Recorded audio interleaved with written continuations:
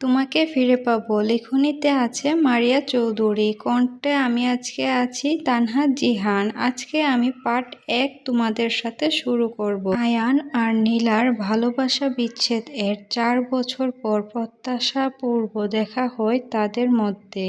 নীলা একদিন হঠাৎ শহরে ফিরে আসে, তখন সে ভেবেই নেই আয়ান তাকে ভুলে গিয়েছে, কিন্তু আয়ান ঠিকই অপেক্ষা করছিল আমৃত্যু।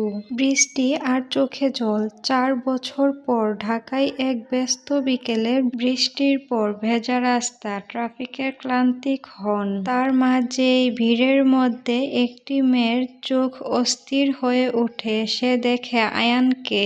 আয়ান, যাকে সে ফেলে এসেছে বহু বছর আগে, অপেক্ষা না করে, কোনো ব্যাখ্যা না দিয়ে। নীলা, সে নীলা এখন ঢাকা ফিরে এসেছে একটা চাকরির জন্য।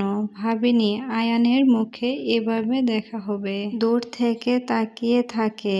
আয়ান কিছুটা বদলে গেছে, গম্ভীর, চুপচাপ, চোখে ক্লান্তি, কিন্তু চোখে কেন আজও সে পুরনো মায়া। তুমি কি আমায় ভুলে গেছো আয়ান? মনে মনে প্রশ্ন করে নীলা। 4 বছর আগে তারা ছিল বিশ্ববিদ্যালয়ের প্রেমিক প্রেমিকা।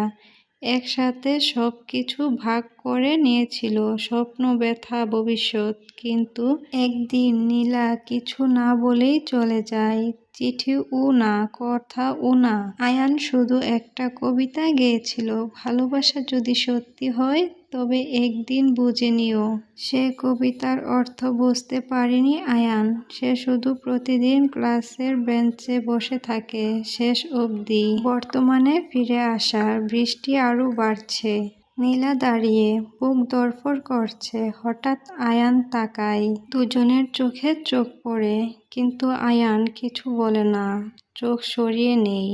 নীলার বুক ফেটে চিৎকার করে উঠতে চায়, আমি ভুল করেছি আয়ান, কিন্তু তুমি কি আজও আমায় চিনো না? নীলা জানে তার ফিরে আসাটা খুব দেরি হয়ে গিয়েছে, কিন্তু তার হৃদয় আজও বলে, যদি ভালোবাসো তুমি ফিরে তাকাবে আয়ান।